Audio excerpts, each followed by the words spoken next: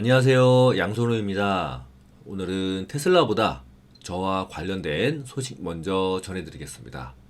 저의 네 번째 저서인 주식 단타로 매일매일 벌어봤어가 8쇄에 들어간다고 출판사로부터 연락을 받았습니다. 이 모두가 여러분들의 관심 덕분이고요. 이 자리를 빌어서 진심으로 감사드립니다. 여러분들께 보답하고자 앞으로 더 좋은 영상 만들어서 전해드리겠습니다. 책 제목에 단타가 들어가기는 하지만 단타뿐만 아니라 주식 투자와 관련된 기초적인 내용들도 포함하고 있으니까 주식을 공부하시려는 분들께 다양한 측면에서 도움이 되실 겁니다. 지난 3월 1일에 있었던 투자자의 날 이벤트에 대한 반응이 좋지 않습니다. 하지만 뭔가 큰 그림이 나왔습니다.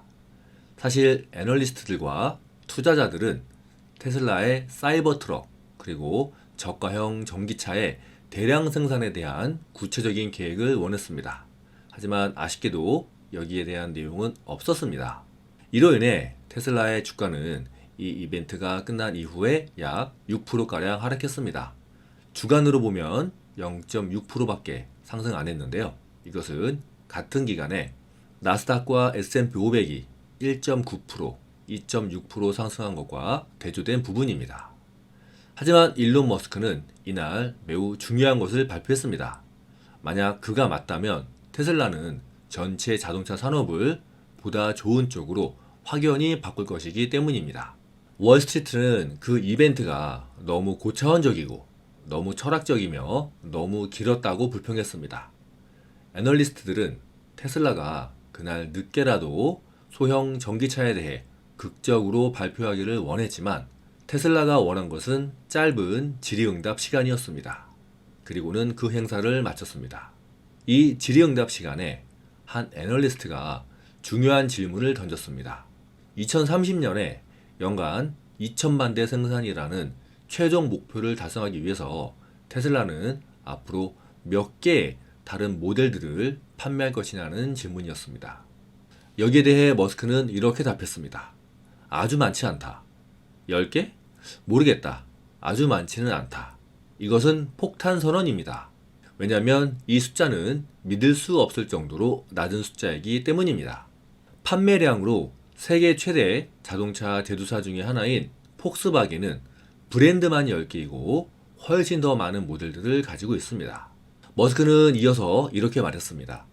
현재의 전통적인 자동차들은 단지 기존 자동차의 데크를 재구성한 것 뿐이다. 결국은 다 똑같은 차들이다.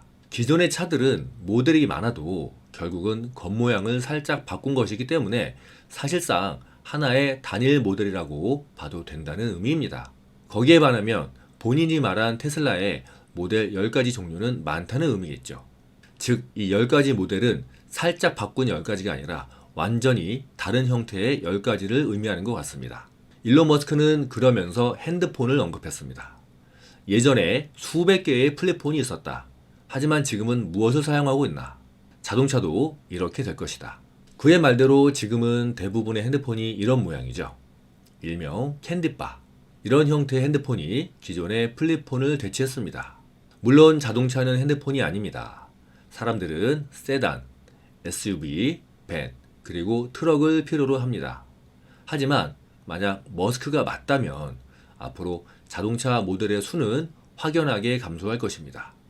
그것은 8년에서 10년 주기로 기존 모델들을 업그레이드 하는 데 쓰이느라 자동차 산업에서 낭비되고 있는 많은 돈을 줄일 것입니다. 테슬라가 10개의 모델로 2천만 대를 판매한다면 그것은 한 개의 모델로 평균 200만 대를 팔겠다는 의미입니다. 오늘날 가장 많이 팔리고 있는 자동차는 토요타의 코롤라와 RAV4, 그리고 포드의 F 시리즈 트럭, 마지막으로 테슬라의 모델 Y입니다. 이 중에서 1년에 100만 대 이상 판매하는 자동차는 토요타의 코롤라 뿐입니다. 한 가지 모델로 100만 대 이상 판매하는 것은 그만큼 어렵다는 의미입니다. 따라서 10개의 모델로 2천만 대를 판매하겠다는 머스크의 생각은 오늘의 현실에 비춰볼 때 매우 급진적인 발상입니다. 물론 그런 일이 가능할 수도 있습니다. 현재 사람들은 핸드폰을 구입할 때 핸드폰의 형태에 크게 신경 쓰지 않습니다. 오직 소프트웨어의 개발로 인한 기능 향상에 더 관심을 갖고 있으니까요. 테슬라도 마찬가지입니다.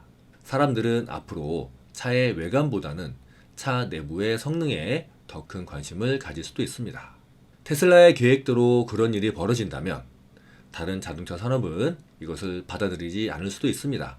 하지만 크게 놀랄 겁니다. 한편 머스크는 앞서 인터뷰에서 2천만 대라는 숫자는 가이던스가 아니라 영감이라고 말했습니다. 세계 최대 자동차 회사 중에 하나인 폭스바겐은 2023년 올해에 950만 대 인도를 목표로 하고 있습니다. 테슬라와 관련된 소식 하나 전해드리겠습니다. 미국 네바다주가 전기차 배터리 공장을 신설하는 테슬라에게 3억 3천만 달러, 우리 돈으로 4,300억 규모의 세금 감면 혜택을 제공하는 방안을 승인했습니다. 테슬라의 일자리 창출 효과 때문입니다. 테슬라는 2014년 네바다주에 약 8조 원을 투자해 15만 평 규모의 기가팩토리를 구축했습니다. 여기 네바다 공장에서 테슬라 직원 1만 명이 전기차 배터리 등을 생산하고 있습니다. 이 덕분에 지난 10년간 네바다에 질 좋은 일자리가 대거 만들어지면서 지역 경제가 활성화된 점이 고려되었습니다. 이번 공장 신설 계획으로 인해 네바다주에는 시간당 평균 33달러 임금을 받는 일자리 3,000개가 창출될 전망입니다. 이번 승인에 따라 테슬라는 미국 내에서의 생산 설비를 공격적으로 확장할 계획입니다. 테슬라는 지난 1월에 약 4조 7천억 원을 투자해서 네바다주에 공장 2개를 지어 기가팩토리로 활용하겠다고 밝혔습니다. 공장 한 곳에서는 신형 배터리 4680을 생산하고 다른 공장에서는 많은 사람들이 관심을 가지고 있는 전기 트럭 세미를 생산할 계획입니다.